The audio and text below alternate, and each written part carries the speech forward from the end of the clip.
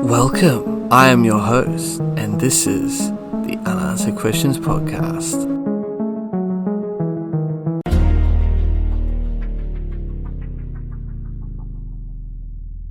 Hello everyone, and welcome to another episode of my new podcast, Unanswered Questions, where every week we will endeavour to discuss a mysterious unsolved case that has many lingering unanswered questions. So I hope you enjoy, and as always, leave me some feedback on what you think about the show, and rate it as well. Now on to the show. This week we'll be talking about Milton William Bill Cooper. So Milton William Bill Cooper, that's a mouthful, was an American conspiracy theorist, radio broadcaster who hosted the show The Hour of the Time that opened with an air raid siren, commanding voices, barking dogs, screams, and stomping jackboots. Lights out on the hour. It is the hour of the time. Lights out for the curfew of your body, soul, and mind.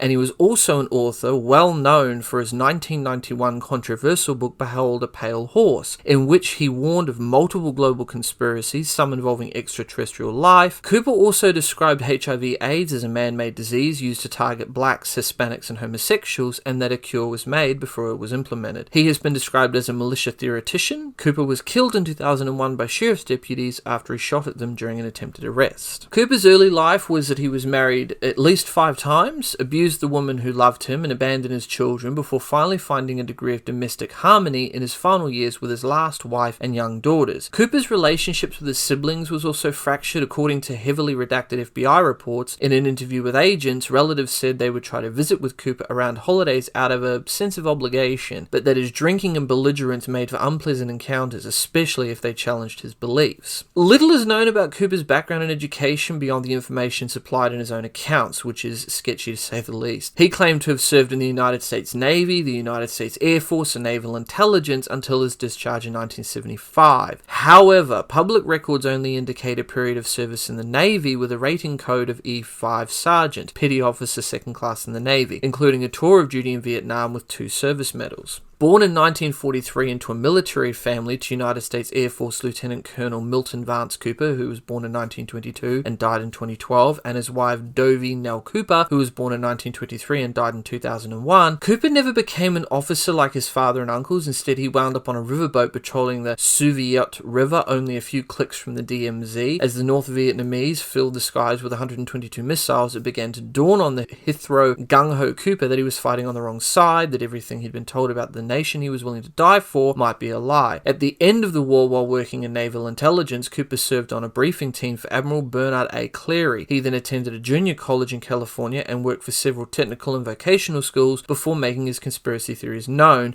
beginning in 1988. Cooper expanded the speculations of earlier conspiratorialists by incorporating government involvement with extraterrestrials as a central theme. Problem was, though, that his tirades and accusations against other UFO researchers made him anathema even among that tight-knit group of people. Anyone who didn't believe everything Cooper said was branded as a CIA agent and or a dupe of the vast alien conspiracy. Someone who landed on Cooper's bad side earned his wrath and was usually exacerbated over the air. One former acquaintance, whose name was redacted in the FBI files, said he fantasized about using Cooper's wooden leg to deliver a beating to him. That's how antagonizing he was. Among Cooper's targets was Alex Jones. Now, if you don't know who Alex Jones is, he is probably one of the biggest conspiracy theorists that's out there. Like, everybody gives him a lot of crap because he went on to like the Piers Morgan show to do a gun control and was just acted like a raving lunatic and started screaming and shouting and was belligerent, trying to get his point across. Anyone who's watched this show over the past few weeks knows I've taken a pretty strong stand on guns in America. It's not escaped the notice of supporters of gun rights, and it's led to a petition on the White House official website, no less. It's entitled, and I quote, "Deport British citizen Piers Morgan for attacking Second Amendment." Take a look. More than 104,000 people have signed it so far. And joining me now is one of the people behind the petition, Alex Jones. He's host of the Alex Jones Show. Welcome to you. Piers, thanks for having me. Why do you want to deport me? Well, we did it as a way to bring attention to the fact that we have all of these foreigners and the Russian government, the official Chinese government. Mao said political power goes out of the barrel of a gun. He killed about 80 million people because he's the only guy that had the guns. So we did it to point out that this is globalism and the mega banks that control the planet and brag that they've taken over in Bloomberg, AP, Reuters, you name it, brag that they're going to get our guns as well. They've taken everybody's guns but the Swiss and the American people. And when they get our guns, they can have their world tyranny. While the government buys 1.6 billion bullets, armored vehicles, tanks, helicopters, Predator drones, armed, now in U.S. skies, being used to arrest people in North Dakota. The Second Amendment isn't there for duck hunting. It's there to protect us from tyrannical government and street thugs. Take the women in India. Your piece earlier on CNN I was watching during Anderson Cooper's show didn't tell you that the women of India have signed giant petitions to get firearms because the police can't and won't protect them. The answer is, wait a minute, I have FBI crime statistics that come out a year late, 2011. 20+% crime drop in the last 9 years.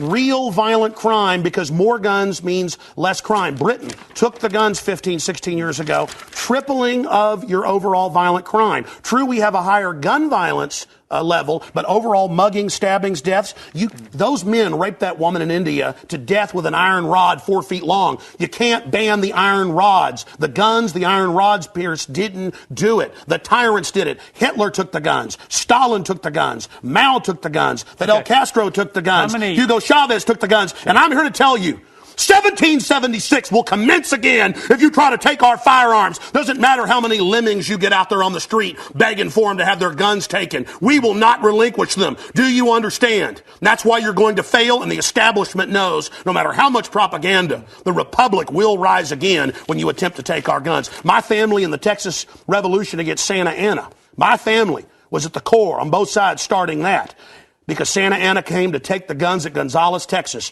Pierce, don't try what your ancestors did before. Why don't you come to America? I'll take you out shooting. You can become an American and join the Republic. You finished? Yes, I am finished. You will not take my right. You go through background checks to get guns. How about Prozac? You know the number one. Oh, that's the big sponsor, isn't it? Or that whole class of drugs. Let me ask you a question. Oh, got to cut that off, don't you? Don't want to talk about the U.S. number one cause of death is suicide now because they give people suicide mass murder pills. Calm down. Your answer is give more money to the psychiatrists and psychologists to put more crazy people on drugs that make them kill people, Pierce. Let's try and have a debate here. Yeah. Answer me this question. I'm sick of the same old script here, bud. It's fine, bud. How many gun murders were there in America last year? Do you know? There were about 11,458, and about 74% of those were gang-related, gangbangers shooting each other. You get 3,500 to 4,000. That wasn't the How question. many people died from infections in hospitals? 197,000. Let me just ask you a second. That's right. How many gun murders were there in Britain? How many great white sharks how many kill people every year, but they're scared to swim? Right. How many gun murders were there in Britain? A very low amount. I already went over those statistics. Many? Do you know? It was only a few hundred. No. How many gun murders? I actually did pull up the statistics. Here, let me pull them out right here. I figured you'd do that. Gun murders in Britain last year. UK violent crime, capital of Europe. London Telegraph. Here, let me give you more. It's quite a simple question. Well, that's the oldest. You're a very loud man. That's the oldest Perry Mason tactic to ask me some little factoid. It's not a little factoid. I already said earlier, we're talking about England has a lot lower gun crime rate because you took all the guns. Let me try exactly my point. But you've got hordes of people burning down cities and beating old women's brains out every day. What a ridiculous They arrest people in England if they defend themselves. That's on record. My God, you've got a total police state. Everybody's fleeing that country because you've had to flee here, bud. And I want to say this right here. You think you're a tough guy? Have me back with a boxing ring in here, and I'll wear red, white, and blue, and you can wear your Jolly Roger. Okay. You know what? Let's try again. How many gun murders were there? Oh, you're going to ban your fist now? In Britain last year. How many chimpanzees can dance on the head of a pin? I already went over those statistics. Do you know the answer? No, I don't. You said hundreds. It's very low. You said hundreds. Yes. It's actually 35. Well, the point is you can... Against 11 Do you understand the difference between 11,000? Yeah, England and wants 35? to ban knives now because tens of thousands are getting stabbed. Right. But do you understand ban the knives? difference? The knife doesn't kill people. Do you understand? The gun doesn't kill people. Yes. Listen, do you understand between you're not going to pull on America's 11, heartstrings? They know your script, okay? You're not going to get our guns. By the way, you guys always say, we just want to take the semi-autos, okay, and all this other stuff. When semi-autos aren't even, rifles aren't even used, but in a fraction of the crimes, you can pull those numbers up, okay? Hold on. Let me ask you one question. Which weapon was predominantly used in the Aurora movie theater shooting? M4 AR-15 variants. So it was a semi-automatic assault rifle. Again. Okay. But statistically, it's very, very low. Do you agree it was the single biggest shooting in the history of America in terms of people hit by a shooter? Do you know that? No, I believe that there were others. There's been some other shootings with about over 30. No. This was the single biggest mass shooting. Well, listen, you're just going. There have been bombings of Wall Street. Let me ask you a second question. Are we going to listen? Why can't the pilots have firearms? We trust them to fly the planes. Alex, you've had a lot to say. No, my point is the Second Amendment is sacrosanct, and you're not getting it. Do you know which weapon was used in the Oregon shopping mall mass shooting recently? I understand that people who are mentally ill on all the serotonin reuptake inhibitors who play these shoot-'em-up games want to go out and do this. Because there's criminals, I don't lose my rights, Pierce. Because there's criminals, I don't lose my rights. Just answer the question. Yeah. Do you know what the weapon used was? Listen, let me ask you a question. Answer. I've got the FBI statistics that, the so-called semi-autos that you talk about. Let's take a break. When we come back. Again, you're not going to get our guns. When we come back, try and answer my question. Yeah, all you're going to do is sit there and play little factoid questions. Overall crime has gone up over 20%. A lot of people don't give a lot of merit to what Jones says. There's a lot of people that do actually believe what he says. There's some that don't. But a lot don't actually believe a lot of what he says because he just goes off on these massive long rants. It's quite entertaining to listen to. I mean, he was on the Joe Rogan Experience 3 times, and he actually does have a lot of interesting information to say. Goes off on a lot of tangents, but I actually enjoy listening to what he has to say. I find it quite interesting. I mean, he does bring up a lot of stuff that you might not believe in or you might not think, but then he'll come back to a point where it's like, oh yeah, well, that's very interesting. Like, he just gives out the information and kind of you can believe it or not. But it's kind of like Ripley's Believe It or Not. You can believe it or you cannot believe it. It's up to you what you do with the information that he talks about. So Alex Jones was on a Texas radio station and an Access television show at the time. In his gravelly voice, Jones traded in conspiracies, but Cooper saw him making up his theories out of whole cloth, unlike Cooper's well-researched tirades. Cooper was particularly troubled by Jones's New Year's Eve broadcast in 1999, during which the host chronicled an apocalypse triggered by the flipping of the calendar to the year 2000. Jones was completely out of his mind and panicked millions of people, Cooper said in a broadcast archived on YouTube, which I'll play now. These are just short snippets of the Alex Jones Show from New Year's Eve, December the 31st. This is news. This is news, ladies and gentlemen. What you're going to hear here, what he's saying is deception. It's fear-mongering. It scared the hell out of literally millions of people, and it got worse later. You're not even going to hear the worst part. You're just going to hear the beginning, because what you're going to hear tonight is just taken from the first 45 minutes of his broadcast. His broadcast on December the 31st, New Year's Eve. These are just little snippets taken from the first 45 minutes of the Alex Jones Show. I didn't take everything that was scary because we don't have time to do that if we're going to talk about it. But I took just little snippets from the first 45 minutes, and his broadcast, I think, is 3 hours long. And it gets a lot worse as time goes on. You can hear the fear and the excitement and the adrenaline in Alex Jones's voice later on. You're not going to hear so much of that in the early stages of the broadcast. And then he goes on later on the Midas report with Michael Trudeau, and it totally gets out of hand. What you're going to hear is a build-up, and then later, and this is what makes me think that the whole thing was staged, because this build-up sets the stage for full-blown panic across the country later, and you'll hear about that either tomorrow night or Thursday. But you're going to hear it, because this is just absolutely incredible. So stay tuned, folks. And be careful, you'll all get scared. I mean, just listening to this stuff on New Year's Eve, December the 31st, I had the Genesis Communications Radio Network patched through 101.1 FM because I wanted the people in the Valley to hear what everybody else in the country was hearing, and they don't get anything here but music. It's all they get on all the stations, including mine, except for the hour of the time. So I wanted them to hear what everybody else in the nation was hearing, so that if there was a full-blown panic, they'd know why, because I knew these people were going to build everybody up into a lather. And the reason, I got to tell you, folks, there's times when law enforcement and government agencies and things like that are needed, and if these guys had succeeded, if they had actually succeeded in whipping up a hysteria that would have caused a large segment of the population to panic and riot in the streets, and I think this may be what they were trying to create. I don't know this for sure, but you'll see as we go through these 3 nights and you hear the build-up to what could have been an absolute catastrophe. And it all came from these people. And it's just absolutely incredible. I mean, people really went off the deep end. A lot of people got scared. Some people got sick. A lot of people headed literally for the hills just from listening to these guys. This is not a joke. I'm not kidding you. It really happened, just exactly as I've described. So stay tuned. You're going to hear it all. It's incredible, too. Listen carefully. Cash machines are failing in Britain and now other European countries. They're finding large amounts of explosives in France. Vladimir Putin, who is known as Vladimir the Ruthless, and using all his profanity on national TV, you name it. We won't read the profanity here, but we've got it. This person is on an unbelievable power trip and resembles a demon. He is a creature of the IMF and the World Bank and international communism. He is a former KGB head. And this information is vital, ladies and gentlemen. We are seeing the New World Order really come out in full force. More wars than have been in the last 50 years are going on right now. The war in Chechnya is raging in Grozny with, reports of hundreds of thousands dying. Is that true, folks? Are there more wars going on right now than in the last 50 years? Are there hundreds of thousands of people dying right now in Chechnya? Listen to this. This man is just making it up right out of his head as he goes along. 20 to 40,000 civilians trapped in the city. Russian Hinds are being shot down. Tanks are being blown to bits. Massive Grad unguided rocket attacks are being launched on the city indiscriminately right now. Air and artillery bombardments as well. It's absolutely out of control. It is pandemic, ladies and gentlemen. I'll give you the news first on Y2K. The newest developments: a Pennsylvania nuclear plant has been shut down.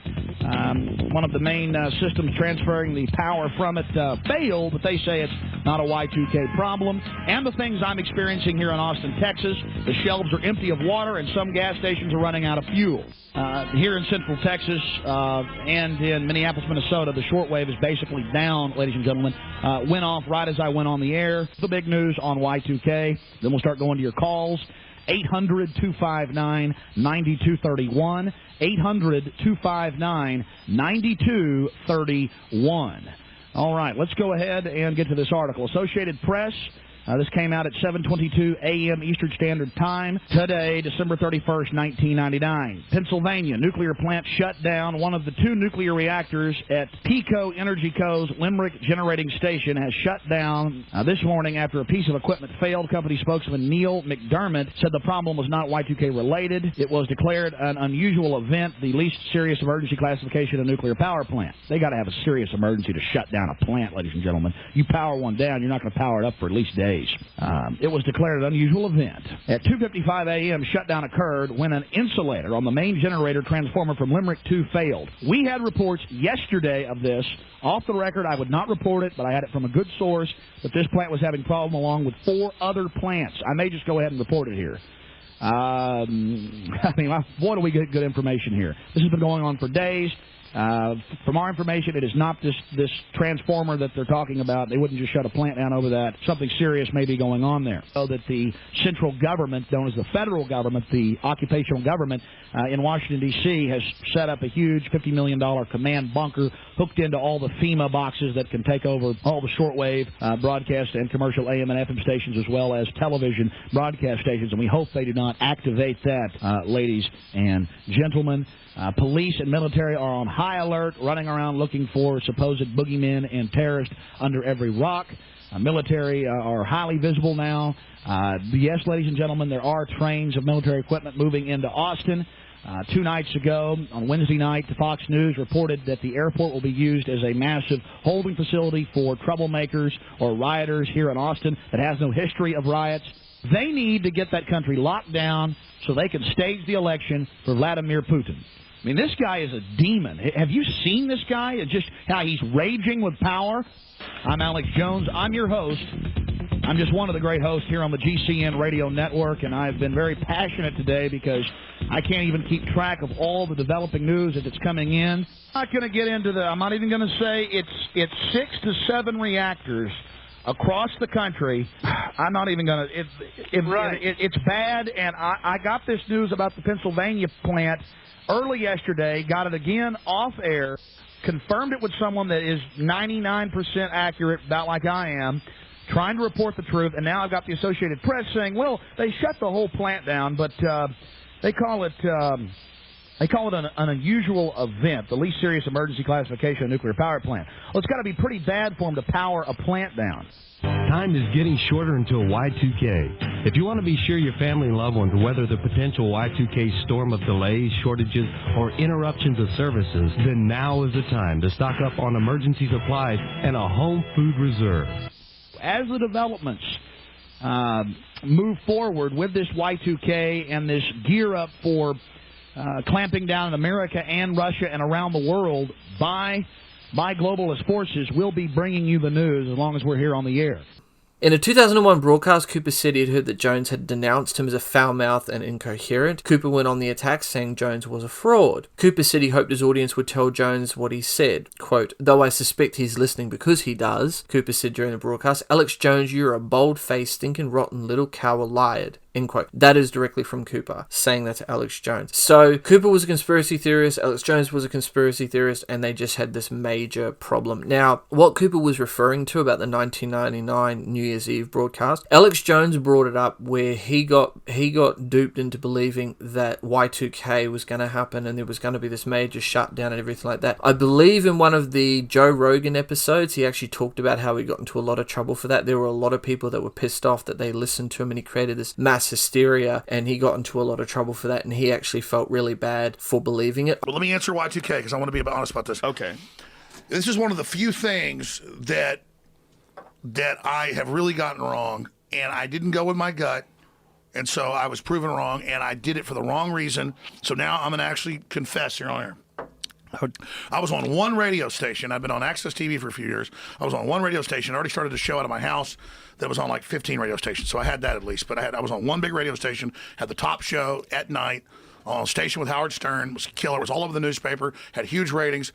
And I was bringing in like, 20, 30 grand a month, which was just a huge amount for me, building a whole operation out of that at home. And they come to the sales guys and they go, look, for a year, you've not been behind Y2K.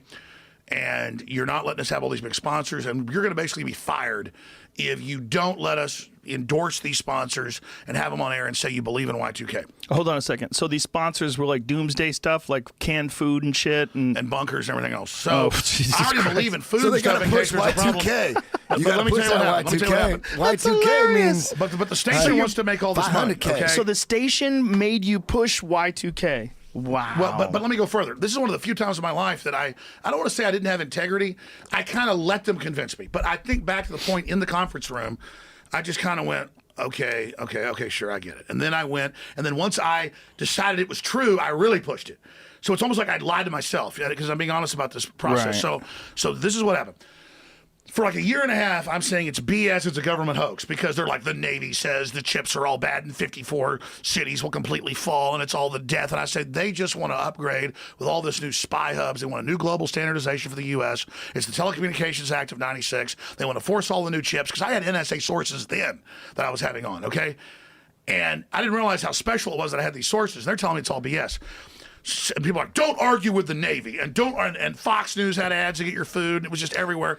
So I went, okay, stuff's going to be real. So it was like a Black Friday for doomsday It was like a Black people. Friday deal. So the last few months, and the moral was they ended up firing me anyways. They did? But the moral was I kind of convinced myself it was real. So by the end of it, and of course they edit it like 12 hours beyond that day into like 5 minutes. It sounds totally insane. Right. But it's like nuclear reactor having a problem here, and it really was happening. And and there was a missile fired from Russia, which was an ICBM and then got shot down. That was ABC News. So I'm like, all right, this isn't really happening. Okay, we got prepared. It's always going to be prepared, but hopefully, the reactor's having a problem. Okay, some stuff. So there was some outages and some problems. But government and MSM had hyped it. Then they used it to demonize alternative media even then when it wasn't catastrophic. So my gut told me it was BS. It was BS. And so thank God I missed the whole 2012 thing.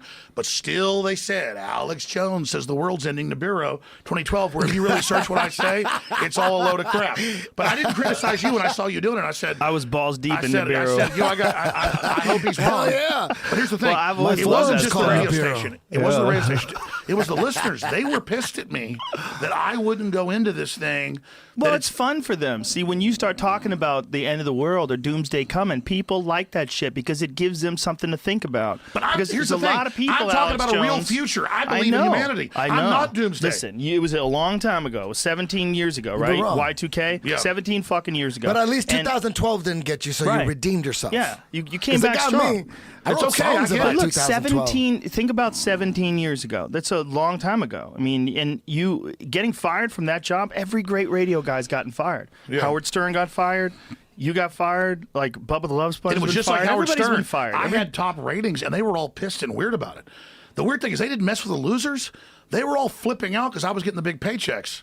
Well, it makes sense. It Just all like makes Howard. sense. It was the same yeah. thing. And the Y2K thing totally makes sense. That they would want you to really push that and sell it hard because who the fuck knows? You know, we don't know. You get scared. You're like, what if they're exactly, hiding this from Alex, us? the Navy says it's going to happen. Washington Post. Now, your listeners are real, and it was the one time I went, oh, okay, maybe I'll go do it. I had people on that were telling me there was something that was going to happen on 2012. They were sure of it. Yeah, the Mayans. So they bullied you Yeah, into I it, had too. people. I No, believed it's it. not a bullied thing. Well, It you was just hear everybody fun. doing it, you start It's- like stampeding like lemmings. I'm There's a telling lot you, of there's a double psychological crossing going on. Just He got in trouble because he thought that Sandy Hook, the school shooting where all those young kids were killed by the guy that went in there with an AR-15.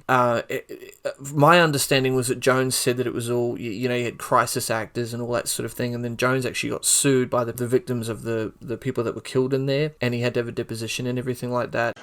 Mr. Jones, I'm going to hand you a copy of what I have marked as Exhibit 4. You ever seen that before?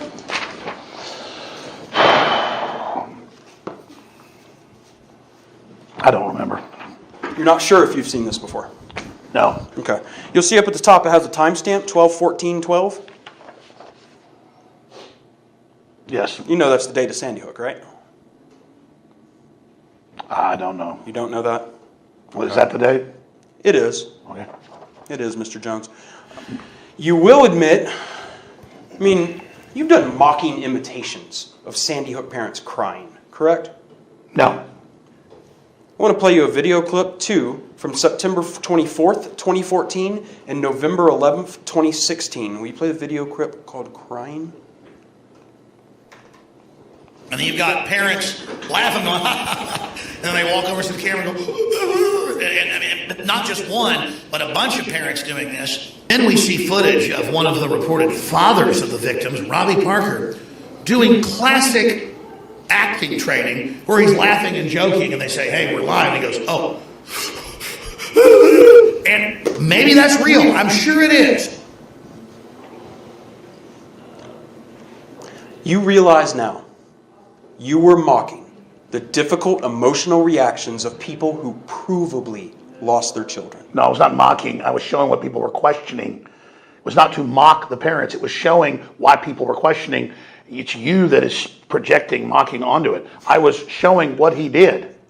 Starting into 2015, you learned that a Sandy Hook parent named Leonard Posner was behind a group called Honor Network. Correct? That was fighting online abuse of Sandy Hook victims? I did, I think. And when you learned that, and when Honor complained to YouTube in 2015, you told your viewers that Honor was run by Mr. Posner, you showed addresses being used by Mr. Posner, and you said he needed to be investigated in Florida. Didn't you say that? Objection is to form. No.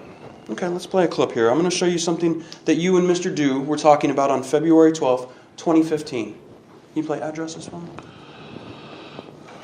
He's been getting all kinds of grief from Mr. Posner.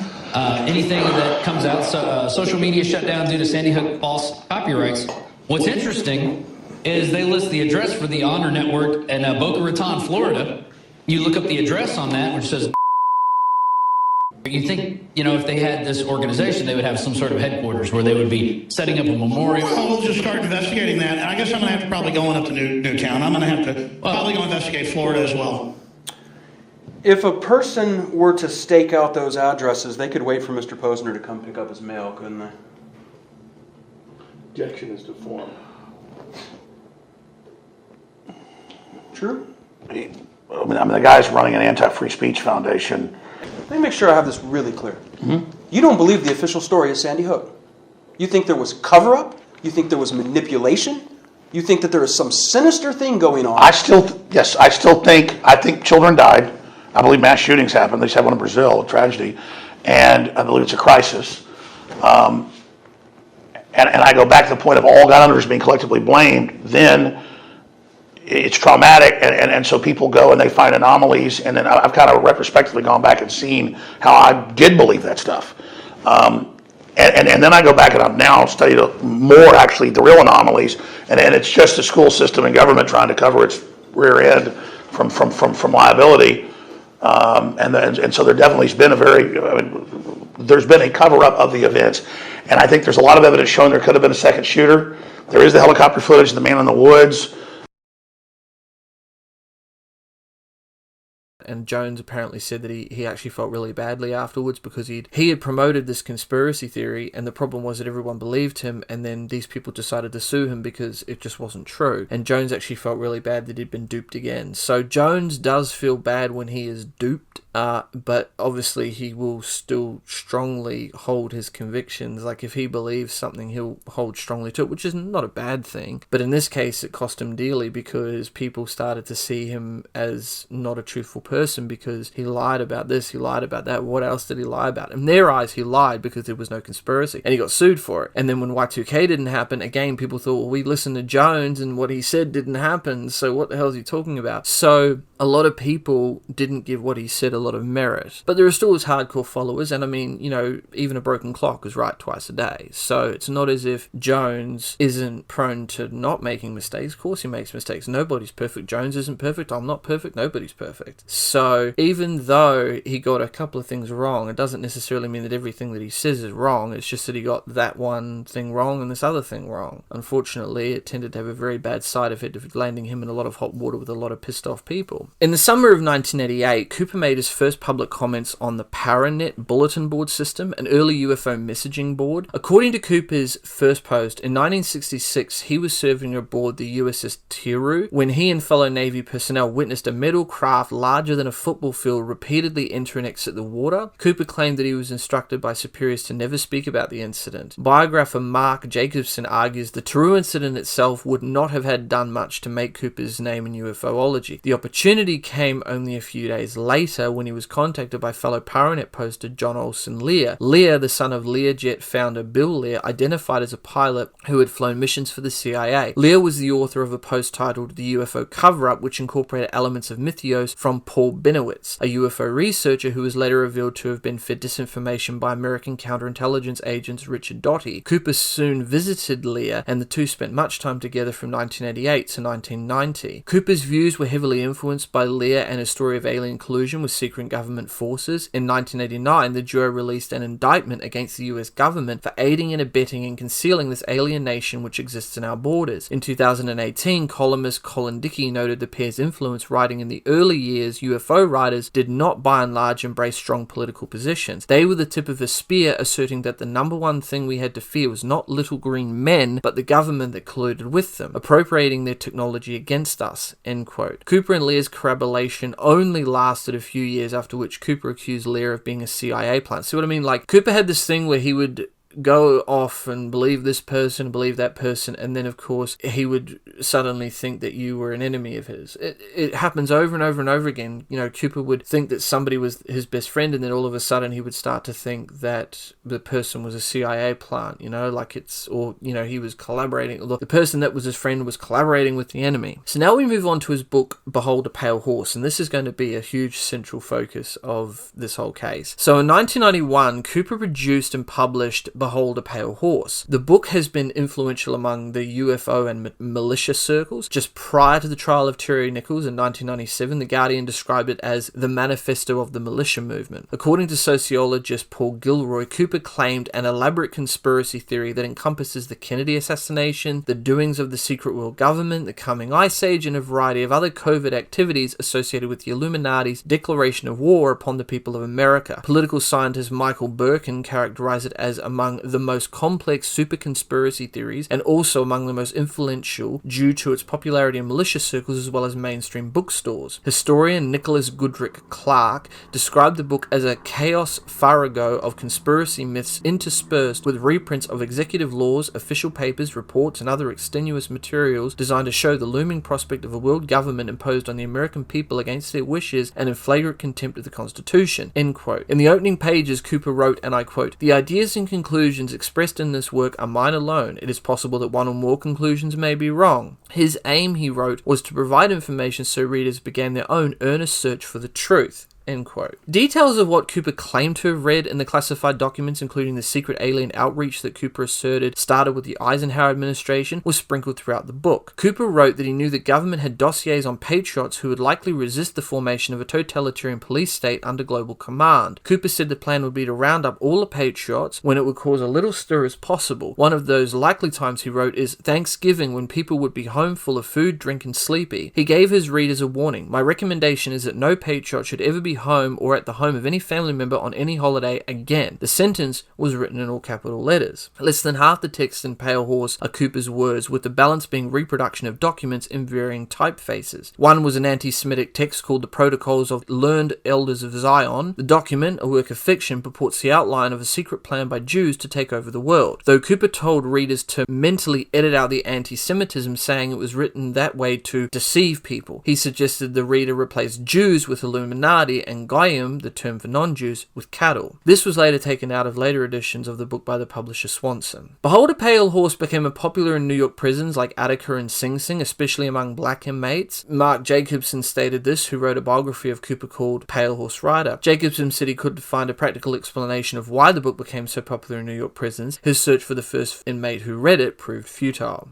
Now we'll go into a bit of the UFOs, alien and Illuminati side of things with Cooper. So Cooper gained attention in ufology circles in 1988 when he claimed to have seen secret documents while in the Navy describing governmental dealings with extraterrestrials, a topic on which he expanded in Behold a Pale Horse. By one account, he served as a low-level clerk in the Navy and as such would not have had the security clearance needed to access classified documents. Cooper in his book said he attempted to tell what he knew to a reporter. Around that time he was riding his motorcycle near Oakland, California, when in his telling he collided with a black limousine. As a result, doctors amputated his right leg above the knee. Cooper wrote in Behold a Pale Horse that two men visited him in the hospital and asked if he'd learned his lesson. Cooper told them he would be a good little boy, but silently vowed to himself that he would release his information. However, there's a problem with that, because one relative said the motorcycle accident that resulted in Cooper losing his leg was not caused by being chased by CIA agents, as Cooper often claimed, but was just a regular accident. UFOologists later asserted that some of the material Cooper claimed to have seen in naval intelligence documents was actually plagiarized verbatim from their research, including several items that the UFOologists had fabricated as pranks. Don Ecker of UFO magazine ran a series of exposés on Cooper in 1990. Cooper linked the Illuminati with his beliefs that extraterrestrials were secretly involved with the United States government, but later retracted these claims. He also said that on February 21st, 1954, President Eisenhower met with an Ambassador O.H. Krill, emissary from the Pridlian star system, to cut a deal that allowed aliens to abduct Americans in exchange for interplanetary weaponry that would keep the US ahead of the Soviet Union. Cooper then claimed that Eisenhower had established an inner circle of Illuminati to manage relations with them and keep their presence a secret from the general public. Cooper believed the aliens manipulated and ruled the human race through various secret societies, religions, magic, witchcraft, and the occult, and that even the Illuminati were unknowingly being manipulated by them. Cooper described the Illuminati as a secret international organization controlled by the Bilderberg Group that conspired with the Knights of the Columbus, Masons, Skull and Bones, and other organizations. Its ultimate goal, he said, was the establishment of a new world order. According to Cooper, the Illuminati conspirators not only invented alien threats for their own gain, but actively conspired with extraterrestrials to take over the world. Cooper believed that James Forrestal's fatal fall from a window on the 16th floor of Bethesda Hospital was connected to the alleged secret committee Majestic 12, and that Jason Advisory Group scientists reported to an elite group of Trilateral Commission and Council of Foreign Relations Executive Committee members who were high-ranking members of the Illuminati. Cooper also claimed that the anti-Semitic conspiracy theory forgery, The Protocols of the Elders of Zion, was actually an Illuminati work, and instructed readers to substitute Zion for Zion, Illuminati for Jews, and cattle for Goyim. The publisher removed the chapter that was a reproduction of the Protocols of the Elders of Zion document from later printings of Behold a Pale Horse.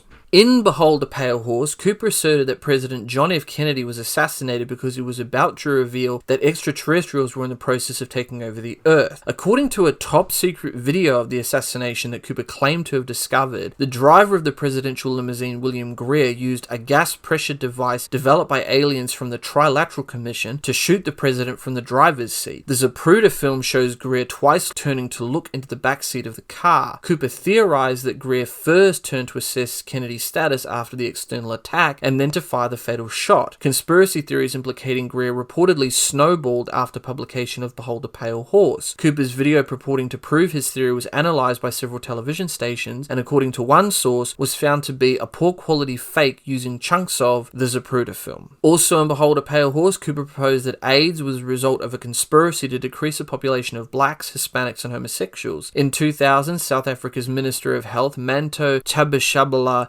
Missamang, I'm so sorry if I mispronounced that, received criticism for distributing the chapter and discussing this theory to senior South African government officials. Nicole Natris, a longtime critic of AIDS denialists, criticized Tshabashabala Missamang for lending legitimacy to Cooper's theories and disseminating them in Africa. I do apologize if I get these names wrong, so please do forgive me. From 1992 until his death in November 2001, Cooper originated his radio show The Hour of the Time from a studio in his house at the top of a hill in the small white mountain town of Eagar, Arizona, 15 miles from the New Mexico border. Cooper sent his show via audio cassette, satellite patch, or direct telephone link to WWCR in Nashville, where it was broadcast by the station's 100,000-watt shortwave transmitter. Mark Potok, spokesperson for the Southern Poverty Law Center, said Cooper was well known within the militia movement for his anti-government shortwave radio program. Among fans of Cooper's shortwave show was a man from Kingman named Timothy McVeigh, who would then go on to blow up the Alfred P. Murrah Federal Building in Oklahoma City on April 19th of 1995. According to the FBI, McVeigh owned a videotape about the botched federal raid of the Branch Davidian compound in Waco, Texas, called Waco,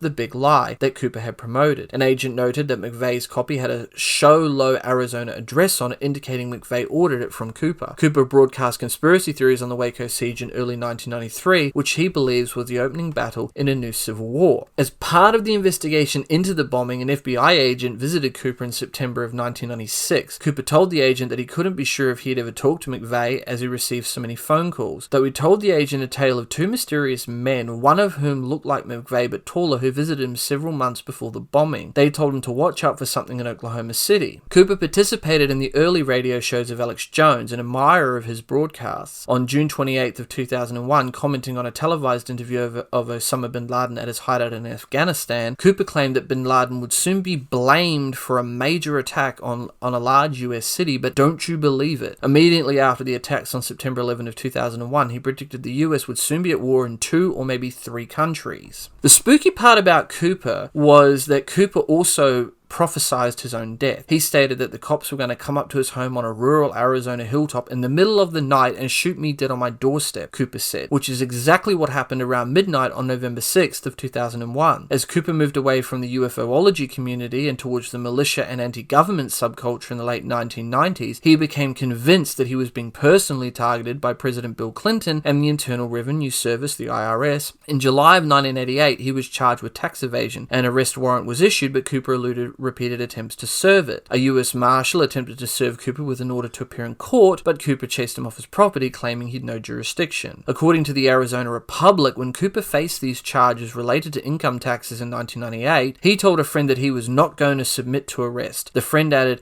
"He's going to retreat. I think he is expecting to be murdered by the FBI." End quote. In 2000, he was named as a major fugitive by the United States Marshals Service, and on November 5, 2001, Apache County Sheriff's deputies attempted to arrest Cooper at his Eager, Arizona home on charges of aggravated assault with a deadly weapon and endangerment stemming from disputes with local residents who drove up to his home atop a butte and stopped nearby, only to be confronted by a gun-toting Cooper who demanded that they leave. The residents were not on Cooper's property. After an exchange of gunfire, Cooper, by police accounts, which Cooper's own official website agrees on are true, drove off to avoid them. He turned back when he encountered their vehicles and attempted to run over a sergeant before heading back to his residence. As a sheriff's department press release put it, ignoring orders to halt, Cooper got out of his truck and had nearly made it to his front door when he turned and started firing. One shot struck Deputy Robert Marines in the head, leaving him gravely wounded. Another deputy, Joseph Goldsmith, returned fire, shooting at Cooper 9 times, emptying his gun. Cooper took fatal hits to his heart and head. Federal authorities reported that Cooper had spent years evading execution of the 1998 arrest warrant, and according to a spokesperson for the Marshals Service, he vowed that he would not be taken alive. With that, this case remains open, but with many unanswered questions that still remain unanswered. I'm your host, and this has been the Unanswered Questions Podcast. Until next time. Next on Unanswered Questions. Conspiracy theorists have claimed that Mossad killed him because Israel refused him a loan and he threatened to retaliate, which there is some evidence to support and back up this, as I will put, fanciful claim.